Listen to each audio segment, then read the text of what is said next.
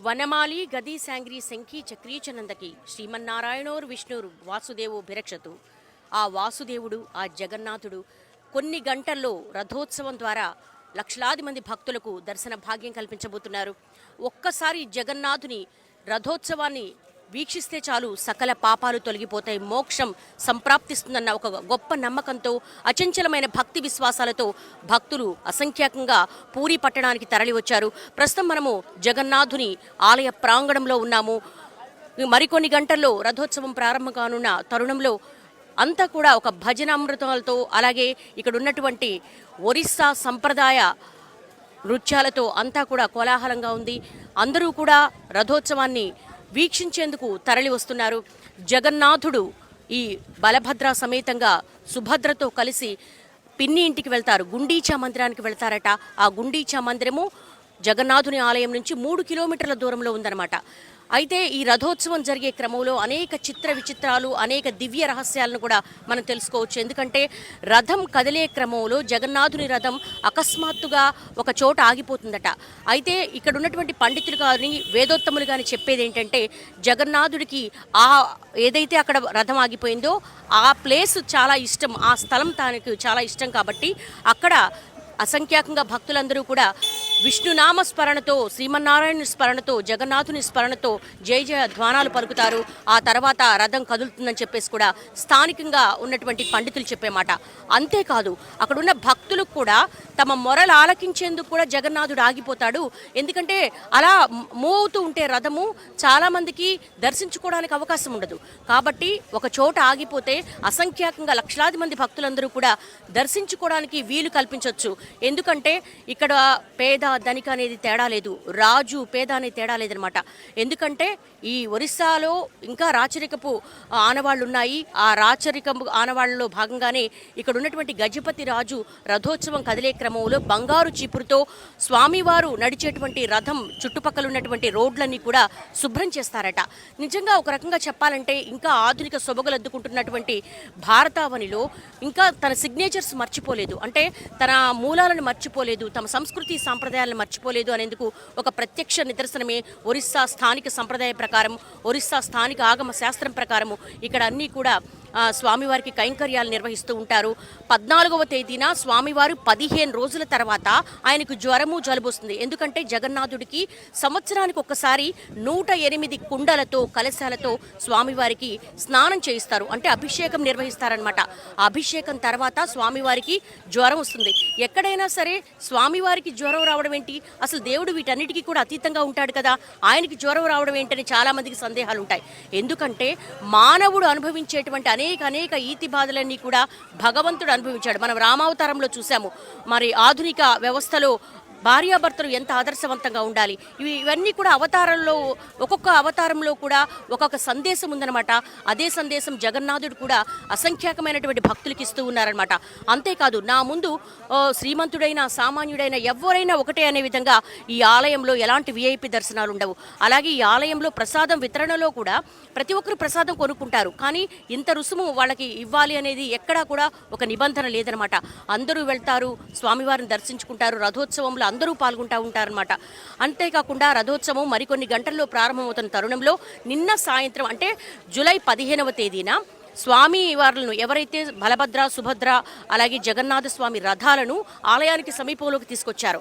ఎంతో శాస్త్రబద్ధంగా స్థానికంగా ఉన్నటువంటి ఒరిస్సా సంప్రదాయ డప్పు వాయిద్యాలతో, అలాగే జయ జయ ధ్వానాలతో స్వామివారికి సంబంధించినటువంటి ఊరేగింపుగా ఉండేటువంటి రథాలన్నింటినీ కూడా దేవాలయానికి తీసుకొచ్చారనమాట.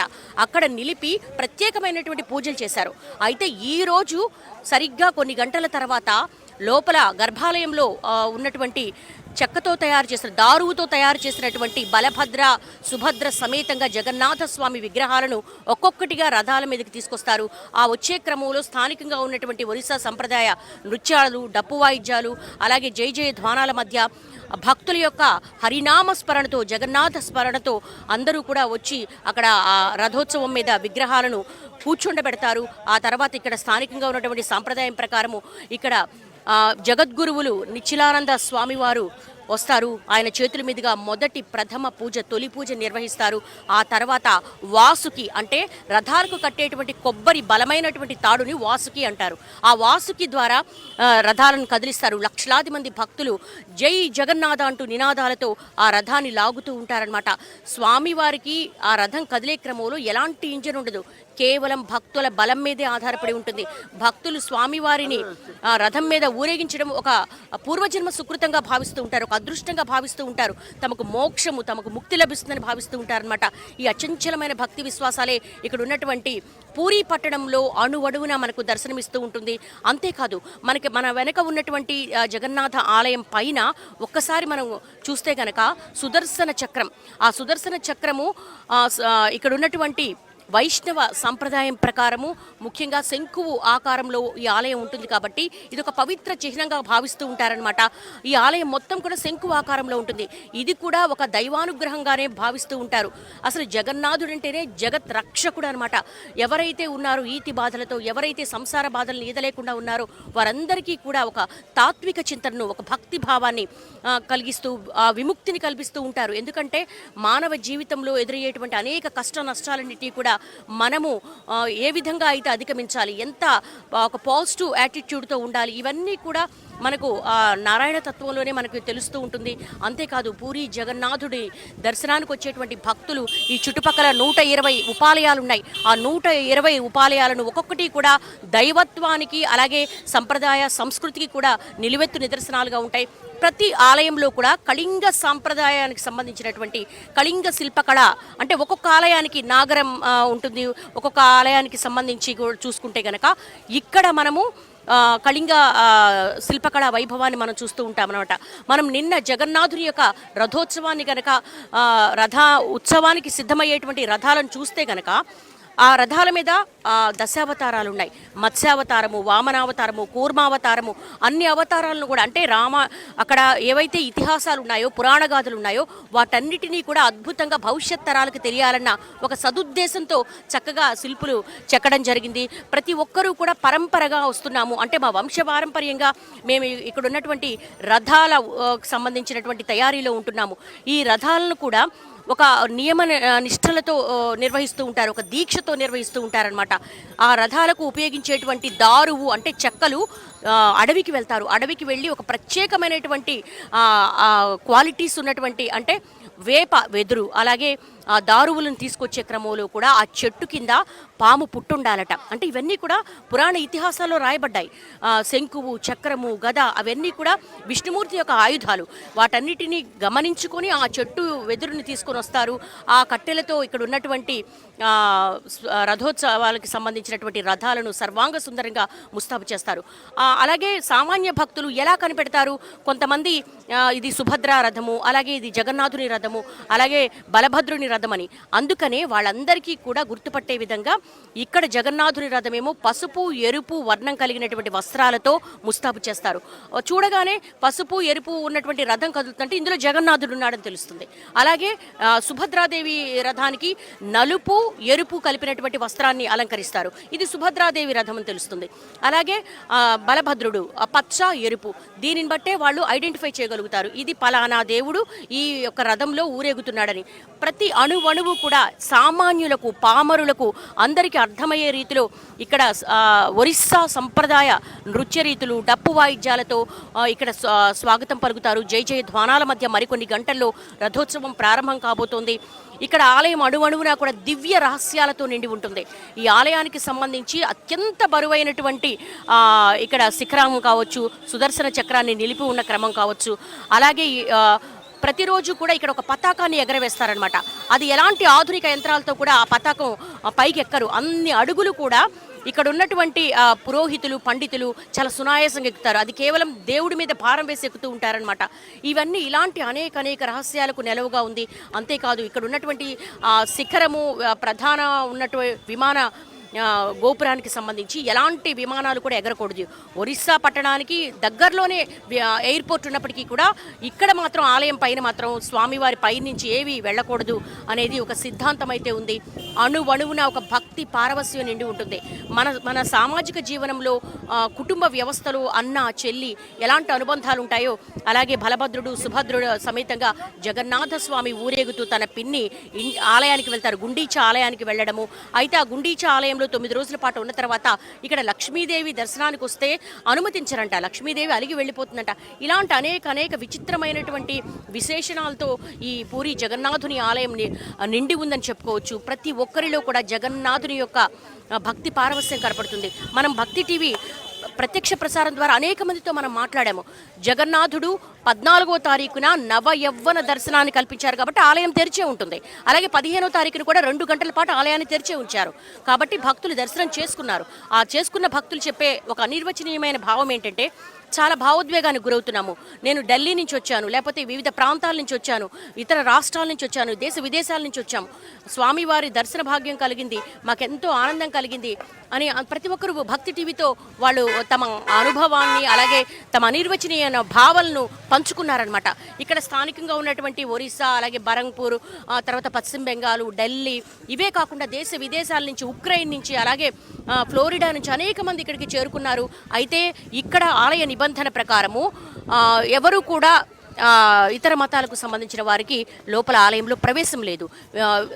తర్వాత విదేశీయులకు కూడా ప్రవేశం లేదు. అందుకని వారి కోసము సింహద్వారం వద్ద ఒక దివ్య దర్శనాన్ని ఏర్పాటు చేస్తారు, జగన్నాథుని దర్శనాన్ని. ఇది మరికొన్ని గంటల్లో రథోత్సవం ప్రారంభం కాబోతున్న తరుణంలో మొత్తం ఆలయ ప్రాంగణం అంతా ఒక ఆధ్యాత్మిక శోభతో నిండిపోయింది. Over to studio.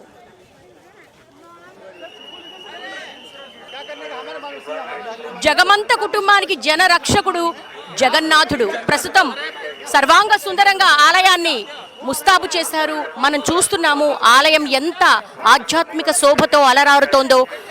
సంప్రదాయ ఒడిస్సీ నృత్యాలతో జగన్నాథునికి జయ జయ ధ్వానాలు పలికేందుకు అందరూ కూడా విచ్చేస్తున్నారు. ప్రస్తుతం మనము జగన్నాథుని యొక్క ఆలయ ప్రాంగణంలో ఉన్నాము. పూరి జగన్నాథుడు మరికొన్ని గంటల్లో సమీపంలో ఉన్నటువంటి జగన్నాథుని రథచక్రాల మీద ఉన్నటువంటి రథంపై ఆయన దర్శన భాగ్యం కల్పించబోతున్నారు.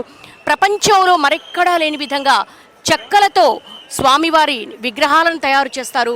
ఇది ఒక చాలా ఆలయ సంప్రదాయంగా వస్తోంది. దీనికి ఒక స్థల పురాణ గాథలు కూడా ఉన్నాయి. అలాగే ఇక్కడ నిన్న 15వ తారీఖు ప్రత్యేకమైనటువంటి రథాలకు పూజలు నిర్వహించిన అనంతరం డప్పు వాయిద్యాలతో, స్థానిక ఒడిస్సీ నృత్యాలతో, జయ జయ ధ్వానాల మధ్య బలభద్ర సుభద్ర సమేత జగన్నాథ స్వామి రథాలను ఆలయ సమీపానికి తీసుకొచ్చారు. ఈ రోజు ఉదయం నుంచి కూడా స్వామివారికి, పూరి జగన్నాథుడికి ప్రత్యేకమైనటువంటి కైంకర్యాలు నిర్వహించారనమాట. స్వామివారు రథోత్సవానికి ముందు జరిగేటువంటి క్రతువులు ఏవైతే ఉన్నాయో, పూజా కార్యక్రమాలు ఏవైతే ఉన్నాయో వాటన్నిటినీ కూడా నిర్వహించిన తర్వాత జగద్గురువులైనటువంటి నిశ్చలానంద సరస్వతి స్వామి వారి చేతుల మీదుగా తొలి హారతి అందుకున్న తర్వాత ఇక్కడ లక్షలాది మంది భక్తుల చేతుల మీదుగా రథోత్సవం అంగరంగ వైభవంగా నిర్వహించబడుతుంది. మనం చూస్తున్నాము ఇప్పటికే స్థానికంగా ఉన్నటువంటి ఒడిస్సీ నృత్యాలు కావచ్చు, అలాగే అక్కడ ఉన్నటువంటి జానపద నృత్యాలతో కళాకారులందరూ కూడా సిద్ధంగా ఉన్నారు. లక్షలాది మంది భక్తులు పూరికి చేరుకున్నారు. స్వామిని 14వ తారీఖున ప్రత్యేకమైనటువంటి ఒక దర్శనం ఉంది. అది నవయవ్వన దర్శనము. ఆ నవయవ్వన దర్శనం అనంతరం స్వామివారిని దర్శించుకున్న తర్వాత నిన్న కూడా 2 గంటల పాటు దర్శనానికి అనుమతి ఇచ్చారు. ఆ తర్వాత రథోత్సవానికి సంబంధించినటువంటి ఉత్సవాలన్నీ కూడా నిర్వహించారు. దాదాపు 3 నెలల నుంచే ఇక్కడ ఉన్నటువంటి బలభద్ర సమేత సుభద్ర జగన్నాథ రథోత్సవాలు అద్భుతంగా ఆ రథాలను శిల్పకారులు చెక్కారు. కళింగ శిల్పకళ వైభవానికి నిలువెత్తు నిదర్శనంగా ఉంటుంది. మనం ఆలయం పైనుంచి చూస్తే కనుక ఆలయ గోపురం మనకు శంఖువు ఆకారంలో ఉంటుంది. అంటే ఇక్కడ వైష్ణవ సంప్రదాయంలో శంఖువుకు ఒక పవిత్ర చిహ్నంగా భావిస్తారు కాబట్టి ఈ ఆలయం కూడా శంఖువు ఆకారంలో ఉండడం వెనుక ఒక పవిత్ర సంకేతం ఉందని కూడా ఇక్కడ ఉన్నటువంటి పండితోత్తములు చెప్తూ ఉంటారనమాట. ఆలయం ప్రాంగణం యావత్తు కూడా ఒక ఆధ్యాత్మిక కళతో ఉట్టిపడుతోంది. మనం చూడొచ్చు చాలామంది ఇక్కడ ఉన్నటువంటి రథాలను తిలకిస్తూ ఉన్నారు, దర్శించుకుంటూ ఉన్నారు. జీవితంలో ఒక్కసారైనా సరే జగన్నాథుడు, పూరి జగన్నాథుని రథోత్సవాన్ని తిలకిస్తే అది సకల పాపాలను తొలగించబడుతుంది. అలాగే సకల శుభాలతో పాటు మోక్షం సంప్రాప్తిస్తుందని భక్తుల నమ్మకము. మనం చూస్తున్నాము మరికొన్ని గంటల సమయం మాత్రమే ఉంది. ఇక్కడ ఉన్నటువంటి అత్యంత భద్రత నడుమ ఒరిస్సా పోలీసులు కావచ్చు, అలాగే ఎన్డీఆర్ఎఫ్ కావచ్చు, సిఆర్పిఎఫ్ కావచ్చు, వీళ్ళందరూ కూడా ఎలాంటి అపశృతులు దొరలకుండా ఇక్కడ పహారా కాస్తున్నారు. అలాగే లక్షలాది మంది తరలి వస్తారు కాబట్టి ఎలాంటి ఇబ్బందులు కలగకుండా స్వామివారి రథోత్సవం సవ్యంగా సాగేందుకు అన్ని ఏర్పాట్లు కూడా పూర్తయిపోయాయి. మనం ఆలయం దగ్గర ఉన్నాము. ఆలయం ఎంత సర్వాంగ సుందరంగా పూలతో అలంకరించారో మనం చూస్తున్నాం. ఒక ఆధ్యాత్మిక శోభ కనపడుతోంది. మరోవైపు జగన్నాథ స్మరణతో లయబద్ధంగా విన్యాసాలు చేస్తూ ఉన్నారు. ఒడిస్సీ సంప్రదాయ నృత్యాలతో ఆలయ ప్రాంగణం అంతా కూడా ఒక సందోహం, ఒక వాతావరణం కనపడుతోంది. ఒరిస్సా పూరి పట్టణానికి అతిపెద్ద పండుగ ఏదైనా ఉందంటే అది పూరి జగన్నాథుడి రథోత్సవంగా భావిస్తూ ఉంటాడు. ముఖ్యంగా మనం చూస్తున్నాము ఇక్కడ ఉన్నటువంటి భక్తులందరూ కూడా స్వామివారి రథోత్సవాన్ని తిలకించేందుకు చూస్తున్నారు. అదిగో ఎవరైతే ఉన్నారో అన్యమతాలకు సంబంధించిన వారికి ఈ ఆలయంలో ప్రవేశం లేదు కాబట్టి వారి కోసం, విదేశీయుల కోసం ప్రత్యేకంగా జగన్నాథుడిని అక్కడ సింహద్వారం వద్ద ఆయన యొక్క దర్శన భాగ్యాన్ని కల్పిస్తూ ఉన్నారు. ప్రతి ఒక్కరూ దర్శనం చేసుకుంటూ ఉన్నారు. బయట చాలామంది కూడా జై జయ ధ్వానాలు పలుకుతున్నారు. జై జగన్నాథ, జై జై జగన్నాథ అంటూ వారు నోరారా స్వామిని అక్కడ స్మరణ చేస్తూ ఉన్నారు. చాలామంది వైదికులు, అలాగే అక్కడ ఉన్నటువంటి పురోహితులందరూ కూడా స్వామివారికి విశేష కైంకర్యాలు నిర్వహించే పనిలో నిమగ్నమై ఉన్నారు. మనము సింహద్వారం లోపల నుంచి జగన్నాథుడి యొక్క దర్శనాన్ని మనము భక్తి టీవీ ద్వారా 2 రాష్ట్రాల భక్తులందరికీ కూడా మనము చూపిస్తూ ఉన్నాము. ఒక్కటే నామస్మరణ జై జగన్నాథ అంటూ ప్రతి ఒక్కరూ కూడా తన్మయత్వానికి లోనవుతున్న సందర్భం కనబడుతోంది. ఒరిస్సా పట్టణం బంగాళాఖాతం తీరం వెంబడి ఉంది. దాదాపు 3 రోజుల నుంచి విపరీతమైన వర్షాలు కురుస్తున్నాయి. అయినప్పటికీ కూడా ఆ వర్షాలను కూడా లెక్క చేయకుండా వర్షంలో తడుస్తూ జగన్నాథుని యొక్క దర్శన భాగ్యం కోసం అందరూ ఎదురు చూస్తున్న సందర్భం కనపడుతోంది. రథోత్సవం తిలకించేందుకు ఎదురు చూస్తున్న సందర్భం కనపడుతోంది. స్వామివారికి సంబంధించినటువంటి విశేష హారతులను కూడా గర్భగుడిలో ఉన్నటువంటి స్వామివారిని ప్రధాన ఆలయం వద్ద ఏదైతే సింహద్వారం వద్ద స్వామివారిని భక్తులందరూ దర్శించుకునే విధంగా బయటకు చూపిస్తూ ఉన్నారు. మనం చూస్తున్నాము ఒక కోలాహల వాతావరణాన్ని చూస్తున్నాము. ఒక ఉత్సాహం కనపడుతూ ఉంది. ముఖ్యంగా జగన్నాథుడి రథం పసుపు ఎరుపుతో ఉంటుంది. ఎందుకంటే సామాన్యులు, పామరులు రథం కదిలే క్రమంలో ఏ రథంలో ఎవరున్నారు అని తెలియడానికి ఒక ప్రత్యేకమైన ఐడెంటిటీ కోసం పసుపు ఎరుపు వస్త్రాలను ఆ రథానికి అలంకరించారు. అలాగే సుభద్రాదేవి నలుపు ఎరుపు రథంలో ఊరేగుతారు. పచ్చ ఎరుపు రంగులలో ఉన్నటువంటి రథంలో బలభద్రుడు ఊరేగుతారు. ఒక సోదర భావం, అలాగే అన్నదమ్ములు, అలాగే అన్నా చెల్లి మధ్య ఉన్నటువంటి సోదర భావం, కుటుంబ యొక్క విలువలు, వాటన్నిటినీ కూడా ఇప్పుడున్నటువంటి కలియుగంలో ప్రతి ఒక్కరికి కూడా తెలియజేసే క్రమంలో మన సంప్రదాయాలు ఏవైతే ఉన్నాయో వాటన్నిటినీ కూడా మర్చిపోకుండా ఇక్కడ ఆ అనుబంధాన్ని తెలియజేసే విధంగా జగన్నాథుడి రథోత్సవం నిర్వహిస్తూ ఉంటారు. ఆలయ సంప్రదాయ ప్రకారము రథోత్సవానికి ముందు ప్రత్యేకమైన పూజలు చేసేందుకు ఆలయ పండితులు కూడా తరలి వస్తున్న దృశ్యాలు మనం చూస్తున్నాము. జగన్నాథుడిని కనులారా వీక్షిస్తూ ఉన్నారు. హారతి కార్యక్రమం జరుగుతోంది లోపల. మనం కూడా భక్తి టీవీ ద్వారా మనం వీక్షిస్తున్నాము. 2 తెలుగు రాష్ట్రాలకు సంబంధించినంత వరకు కూడా జగన్నాథుని రథోత్సవాన్ని చూసేందుకు ప్రతి ఒక్కరూ కూడా తరలి వస్తున్నటువంటి దృశ్యాలను మనం చూస్తూ ఉన్నాము. మొత్తం ఒక కోలాహల వాతావరణం కనబడుతోంది. ప్రాంగణం అంతా కూడా లక్షలాది మంది భక్తుల మధ్య వారి చేతుల మీదుగా అక్కడ వాసుకి అంటే కొబ్బరి తాడుతో ఈ రథాలను 3 కిలోమీటర్ల పాటు భక్తులే నడిపించుకుంటూ వెళ్తారు. ఆ తర్వాత మధ్యలో జగన్నాథుడు ఆగిపోతాడట. అలా ఆగిపోవడానికి ఆ భక్తులకు సంబంధించి ఏవైతే మొరలు ఉంటాయో, వారి కోరికలు ఏవైతే ఉంటాయో వాటిని తీర్చేందుకు, అలాగే ఆ రథోత్సవం వెళ్ళిపోయే క్రమంలో ఎవరైనా చూడాలి అనుకున్న క్రమంలో వారందరికీ కూడా సావధానంగా చూసేందుకు జగన్నాథుడు ఒక చోట ఆగిపోతాడంట. చక్రాలు ఎంత లాగినా ముందుకు కదలవంట. అప్పుడు జయ జయ ధ్వానాలు పలుకుతూ జగన్నాథుడికి మరి నామస్మరణతో భజన కార్యక్రమం నిర్వహించాక అప్పుడు జగన్నాథుడి రథం కదులుతుందంట. అలాగే సుభద్రాదేవి రథం కూడా మధ్యలో ఒక చోట ఆగిపోతుందంట. అలా ఆగిపోయినప్పుడు ఆమెకు కూడా ఒక భజన నిర్వహించి, అలాగే పూరి నైవేద్యం ఏదైతే ఉంటుందో ఆ నైవేద్యాన్ని కూడా సమర్పించిన తర్వాత సుభద్రాదేవి రథం ముందుకు కదులుతుంది. నిజానికి చెప్పాలంటే చాలా ఆశ్చర్యకరమైనటువంటి, ఆసక్తికరమైనటువంటి దివ్య రహస్యాలకు నెలవుగా మారింది. మరికొన్ని గంటల్లో పూరి జగన్నాథుడి రథోత్సవం ప్రారంభం కాబోతున్న తరుణంలో ఆలయ ప్రాంగణంలో ఉన్నటువంటి ఒక ఆధ్యాత్మిక శోభను చూస్తున్నాం. Over to studio.